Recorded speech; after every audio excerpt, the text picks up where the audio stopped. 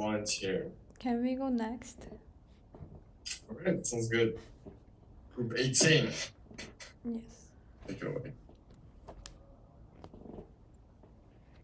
All right, so we're group 18. John and my teammates are Ian and Lucy. And the main premise of our project was predicting depression based on certain symptoms. So here's a quick rundown of what we're going to go through. We have a research question and our model, and we'll talk about histograms and like data and the way we visualize it. Then we'll move on to the impact of our work, the algorithm we've used, and then our next steps. So the research question we came up with at the beginning of this program as follows, and it's our project's goal is to use a supervised learning model that accurately predicts the probability of a person developing depression based on symptoms and showcase our data with the decision tree classifier. So this was just like a quick plan that we had, and then over the course of this program, we acted on it. So yeah. So this is the data set that we use for a project. It consists of different conditions that a person has along with their MADRS score, which is basically a scale that measures depressive symptoms in those with mood disorders. So the way it works is a person takes a survey that asks them about their feelings in certain situations. Like, for example, individuals are asked to rank how unmotivated they are feeling to participate in their hobbies and passions, from mildly concerning to severe. And so after a person completes all the questions in the test, they receive their MADRS score, which can range from 0 to 60. Typically, scores less than 35 are considered to be not so severe, while the rest, 35 to 60, is labeled as highly severe and concerning and should probably seek help. And this data set takes into account if a person is bipolar, either one or two, or not bipolar, whether they have melancholia, which is basically just overall sadness, feeling sadness in everyday life, and how severe it is, and whether their status is inpatient or outpatient, which means that if they're currently stationed in the hospital, or if they're out of the hospital, if they've been let go. And also takes into considerations other factors like if they're married, what type of job they have, if they even have a job, and the amount of years of education they have. Okay, so next we did some data visualization using pie chart first. So I used the 6 columns to see how many percentage of each section has depression. But the thing is that, as you can see the code at the GitHub later, like we have to type a lot, we have to code a lot, and then sometimes it's wrong.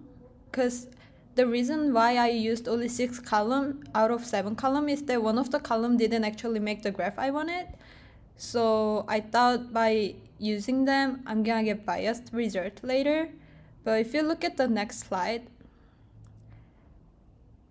I made another graph with MADRS score using 4 columns. But even here, you see some of the column has like 5 or 6 choices, and then if you look at gender, it has only male and female. But the thing is, I have no idea how to combine this chart with my pie chart on the before slide. So it's really inconvenience to do it by our hand. That's why we used supervised learning. We're gonna explain the reason later.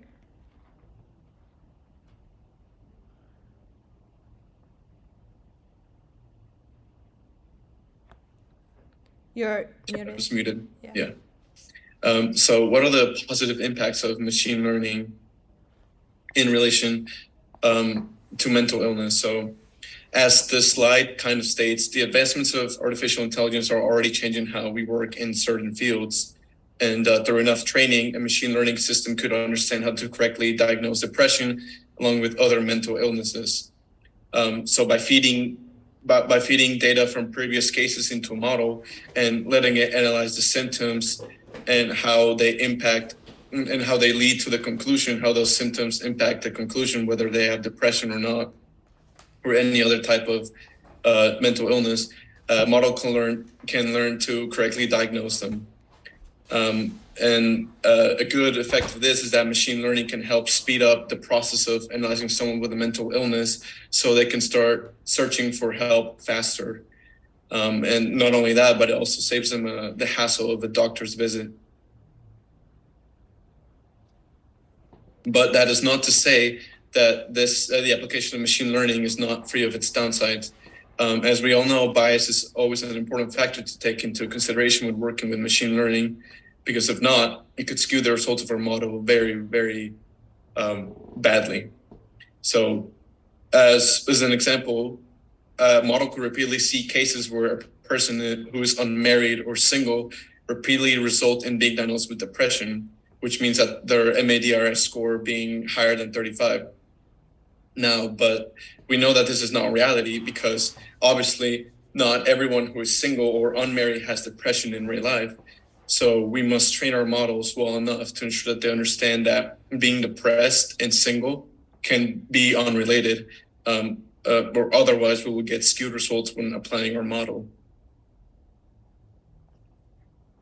So to explain about which algorithm we used, as I mentioned before, we use supervised learning, which is an approach to creating AI where a computer algorithm is trained on input data that has been labeled by humans so it can show the output we want. And it's good for classification and regression problems, and that's why we decided to use decision tree. So decision tree is a tree structured classifier where internal nodes represent the feature of the data, branches represent the decision rules, and its leaf nodes represent the output. So for our prose, I thought the prose it has better interpretability than human, as I mentioned before. If I want to visualize each of the graph and everything, it's gonna take a very long time and sometimes it's not correct. And second, we don't have to deal with data a lot because it makes its own tree by itself by typing some few lines of code. And for its code, it can be biased and overfitting.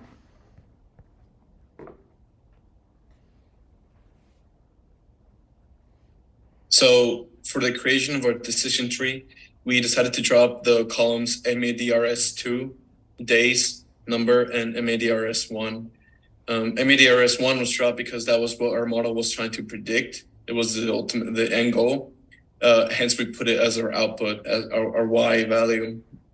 But and also we dropped MADRS2, days, and numbers because the thing about this data set was that it was a time measure of before and after.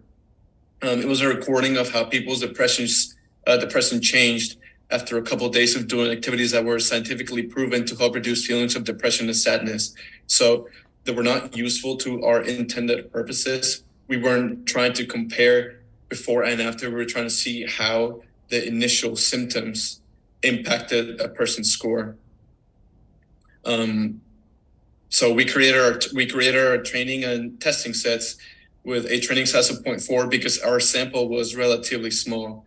And even though our project was one of classification, we used a linear regression metric to see how well the symptoms align with the predicted MADRS score. And as you can see, our mean squared error was around that value with the square root value being around 175 175. So this is our decision tree. As I said before, it was a relatively small data set that we were working with, which is why the tree is a bit not small, but it's not as branched out. But it accurately represents the path our model takes to decide the threshold or / severity of depression in the patient based on their MADRS score. So, as an answer to the essential question and on the topic of mitigating bias, if presented with inconsistencies within the program, whether they're big or small, it allows us to realize what's wrong and gives us a goal to fix. So as an example, if we encounter any clear bias from the data set, we work on removing it and we work on removing it by dropping values and recategorizing those values.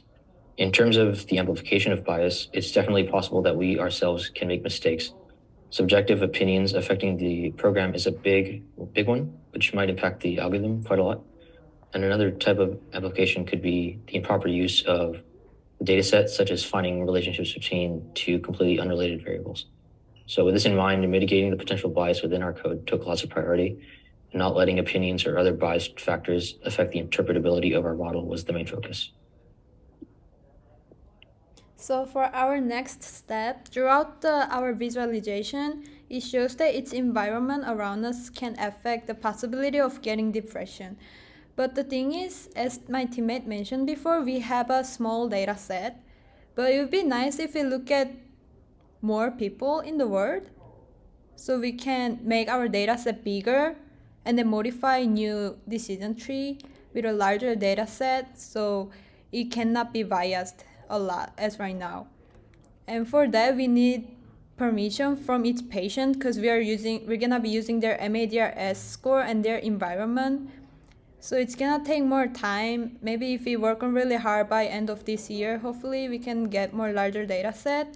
But that's our next step. And then on our proposal, we mentioned that the thing we are worried about is that by getting this results, some people can go get help from the doctor, and some people need help but they don't have money. So we wrote that we're gonna think about the solution for that, but maybe after we modify a new decision tree with a larger data set, we can make a simple website or something. So if their environment score is very low, like for example they are not working or they are single, but if their MADRS is high, then we can just use like if else code to show the letter that where they can get help and where is useful resources that's free.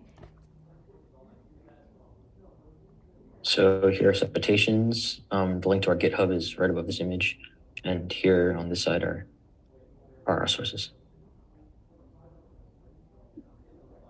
Thank you. Thank you.